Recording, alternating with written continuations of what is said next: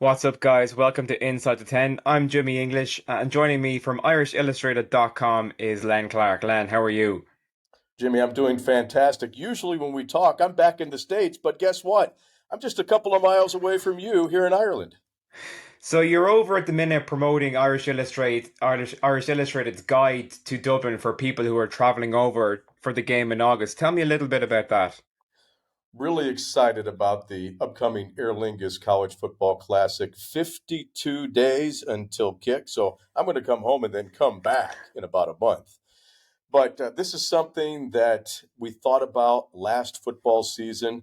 I came over in February, had a chance to have a cup of coffee with you, and we put a guide together about things to do and see when the people are coming over for the game. And so I had some contacts, places that I always enjoyed going to. And so the goal of the guide is to help maximize one person's time and fun here in here in the fair city, because we know people are going to try to drink out of a fire hydrant. It's so many different things. We want to help them focus so that they can really maximize their time. Yeah, so I read somewhere that there's approximately 40,000 Americans traveling over for this game, this Notre Dame game in August. And I don't know how accurate this is, but it's the largest exodus of American citizens since World War II. That's right. Over 40,000 Americans are expected to descend on Dublin for the College Football Classic coming up in August. The second largest deployment since D Day. And so that just shows you the brand that Notre Dame has and the willingness to follow a football program halfway across the world. So, what kind of businesses featured then in the lane? Give me a little bit of flavor of what people can expect to find when they open it up. Well, it's about 100 pages. And so what we wanted to do is spotlight just the historical, cultural, music, everything that makes Dublin special. And then kind of like in the second half of the guide, we go into the sponsors that help supported the guide itself. And so they'll range from physical activities of taking a walk at Hoth, or the 1916 Ease Rising walk, or the food and fashion walk, a cycling tour, Murphy's ice cream, just to taste the best ice cream on the planet. A firm Uh, favorite of us Dubliners.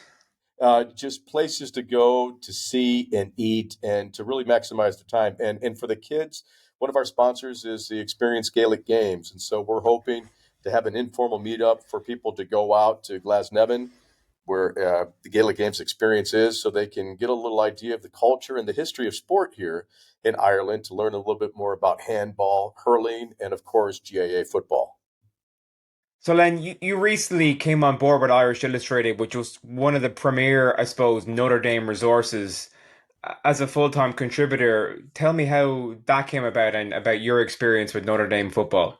Well, I've been covering Notre Dame athletics on and off for the past 30 years, and have advised as a consultant Irish Illustrated for the past 12 years.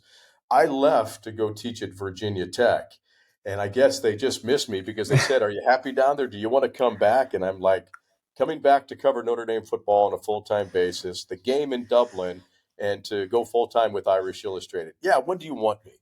And so, yeah, it's been a great ride. I came back last season to cover. So, as you said, Irish Illustrated is one of the bigger media outlet that covers uh, Notre Dame athletics, and this experience in Dublin is really going to show you what we can do, because my connections in Ireland, going out, getting Aer Lingus as a sponsor to help us, we'll have our full crew over here. And we know coming over here is a big chunk of change. And so I don't know how many of the media outlets are sending their entire staff, but Irish Illustrated is. And that just shows you, the work that we've done to establish a rapport, because we know this is one of those one opportunities to do it right. And Jimmy, it's really exciting. I'd like to tell you about some of the things that we've done just in the past week. Please, please One work of away. one of the things I did is have a mutual friend who works at Jameson, and so we've got a whiskey tasting tour at Slattery's the Thursday before the game. But Slattery's owner also owns the bar, which is on Grafton Street at the St. Stephen's Green Shopping Center. And we wanted to do something special. And so Brian Conlon said, I'm going to get some Irish illustrated flags made and fly them outside of the pubs. And you know how big that is because you'll see the colors of your country or your GAA team, and it just shows that is a pub where you can go and have fun with people of your affinity. Hmm. And so we're getting those made up, but we're going to raffle those off at the end of the game. Fantastic. And friends at Diageo Guinness are trying to get a guy named Joe Montana and maybe more players, I've heard of him. Yeah, yeah. and maybe to get his autograph or some other players that are going to come by. So that increases the value of the flag.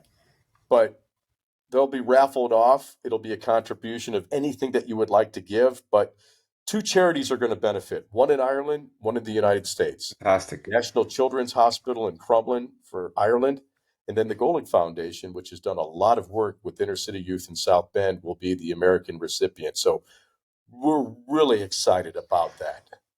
So I don't want to start any, I suppose, panic among Notre Dame fans over here, but are you saying that Mr. Joe Montana himself is going to be in Dublin in August? Well, I would say with him being the Notre Dame spokesman for Guinness and the game is in Dublin, I would say there is a 99.9% chance that Interesting. he's probably going to be seen walking around the city center. Interesting. I'm going to have to keep my eyes peeled. So yeah, I mean that's fantastic, Len. What else have you got cooking there for the week of the game, I suppose? Because it is going to be a week long almost celebration. I mean, you're going to have the teams and the fans traveling from early on in the week, and you're going to have a massive influx of football fans. So it sounds like you have some exciting things in the works. I saw some stats that the average stay for a person coming over the States will be about 10 days. Okay. And then I think the economic input into the city and the country is going to be in the millions.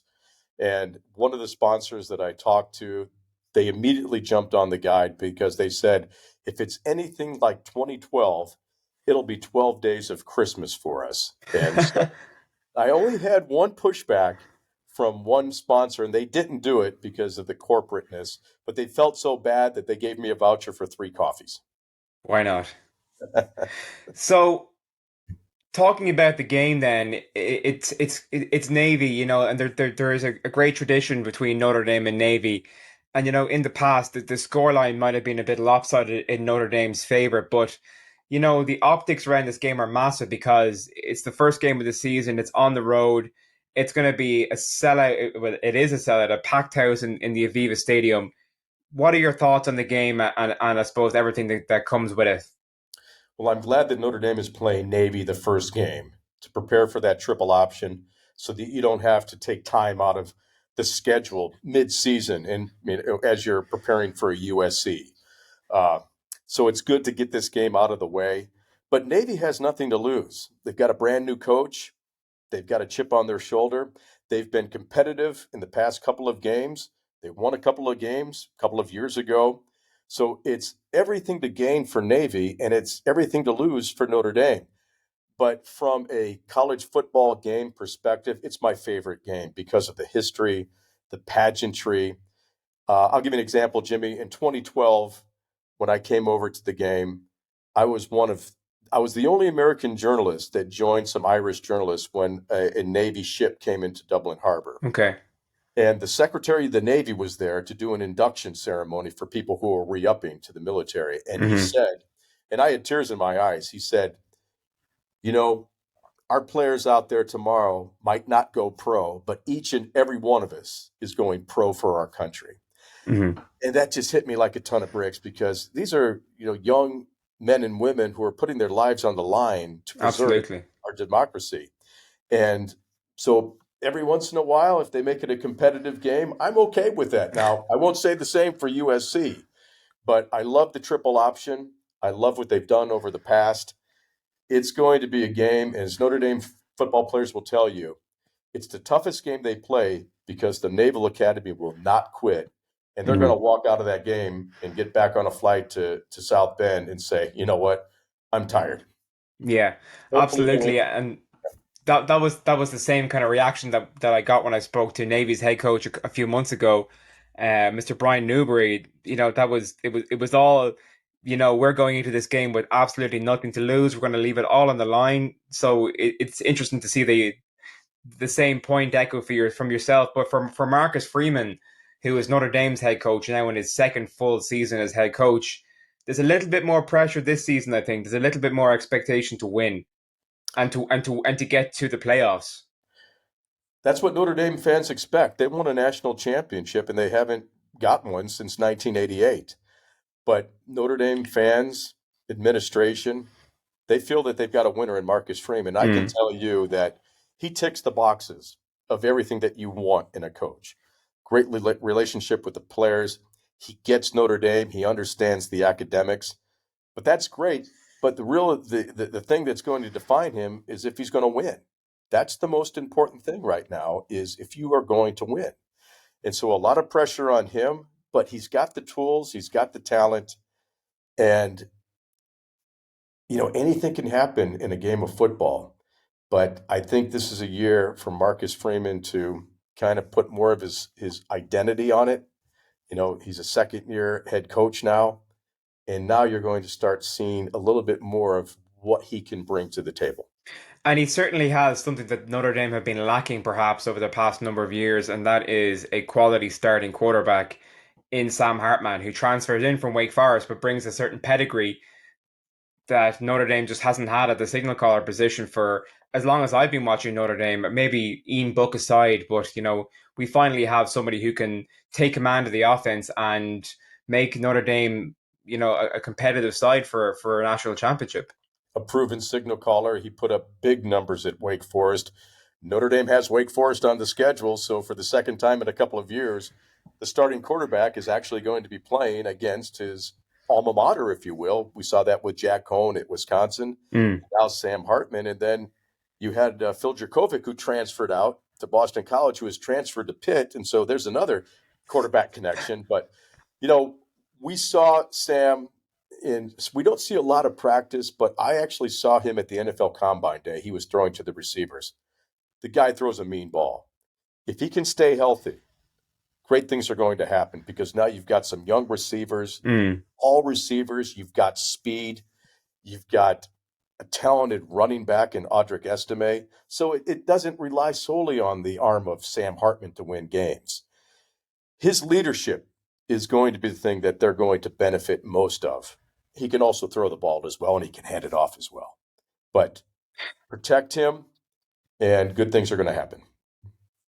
So looking at the schedule and a number of fixtures jump out, and obviously aside from the massive and like I'm not overstating this. There is massive hype in Ireland about this game on the 26th of August. Every seat in the house will be full. But apart from the game in Ireland, you have Ohio State, Clemson, and USC. Those are the three games that are going to define our season. And I think in order for us to get back to the playoffs, we have to win at least two of those, if not all of them. How do you envision that going? Do you think it's possible for this team to win the big games, which is something that the team's critics have been harping on about for years, is that Notre Dame cannot win the big games? Every game is important. You've got Navy, but then the next week you've got Tennessee State. The first time that Notre Dame has played a non-Division One, a team of the calibers of, the Michigan States and the Mm. Wisconsins and the USCs, a lower tiered game, but an important game to play for um, historical reasons. And then, you've got Ohio State. So it's a game by game basis. Every game is important because if you lose against Navy and Tennessee State, then the matchup with USC doesn't have any importance other than it's a rivalry game. So every game is important. And I think the biggest thing that Marcus Freeman has learned is really in terms of preparing the players is not to get them tired out, just finding that balance so that they can go in there fresh and then be prepared for Mm. the game the next week when you have a bigger time opponent coming in like an Ohio State. But it is a year where Notre Dame does need to win the big games to get that monkey off their back saying, we can't win the big ones. Yeah, yes, indeed, yes, indeed. So, Len, in your opinion, how do you see the college football playoff shaking out this year? Do you see who right now preseason? I suppose Notre Dame prejudice aside, who's your top four right now? Well, it's got to be the traditional college football powers. And right now, we're so focused on Notre Dame. I don't want to look at the others. Um, we'll let that shake out toward the end of the year when it matters. But of course, the Ohio States and the Alabamas, teams out of the SEC, Georgia looking for a three-peat. These are the teams that are always going to be at the top. But um, it's tough to win. And so you'll see some upsets. We like to see the upsets. But Notre Dame just needs to focus on them. They can't control anything else except their own destiny. And so that's with Irish Illustrated. That's how we go in. It's like we need to focus on us. When we start focusing on others, then we're not concentrating on our job. Yeah, yeah. So you're in I suppose the last couple of days of one of your many recent trips to Ireland. What else is on your agenda before you head back stateside? Well, just seeing some friends. Hopefully, have a cup of coffee with you. But really, to kind of the thing, with our sponsors before the big game. So I've been going out, meeting with them, thanking them, seeing if there's anything we could do just to get some idea and to let them know, what to expect. Because the last thing we want is something similar to what happened at Aviva Stadium when they ran out of Guinness and rashers or the pumps went down. It's to anticipate, make sure everything is going smooth. And uh, right now, just putting the finishing touches on this raffle, trying to find the link where people can contribute so we can start promoting that immediately. But Hmm. Notre Dame, the biggest public relation tool they have is their football game, a football team. Hmm. And so coming over here is so important. And with COVID knocking the game out in 2020, it makes this game even more important. And this is the Absolutely. first time that Notre Dame is going to be the home team. Navy has been, Indeed. yeah. And so that means Notre Dame will have more control. They're in charge of game day operation and what have you. And so I think this is just going to be a stepping stone. Look for Notre Dame to play possibly in China down the road or in Rome. There's been talk, but Notre Dame is a global brand. And Jimmy, what I've told people is that there was an adage that one time said, the sun never set on the British Empire. What is the only entity in the world today where that is true?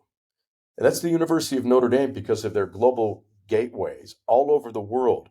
There is a presence.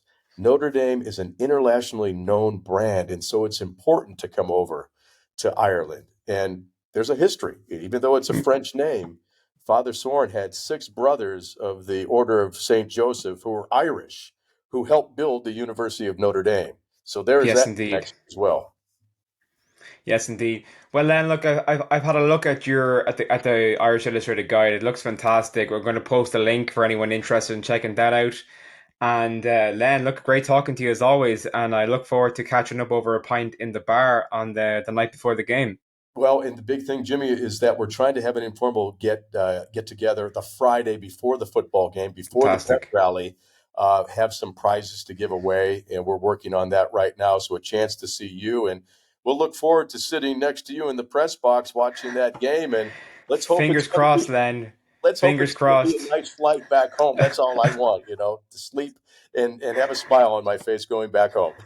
Absolutely. My fingers are crossed for media passes and, corporate.ie. If you're listening to my podcast, give me those media passes. Len, pleasure as always. Take care and talk soon. Go Irish.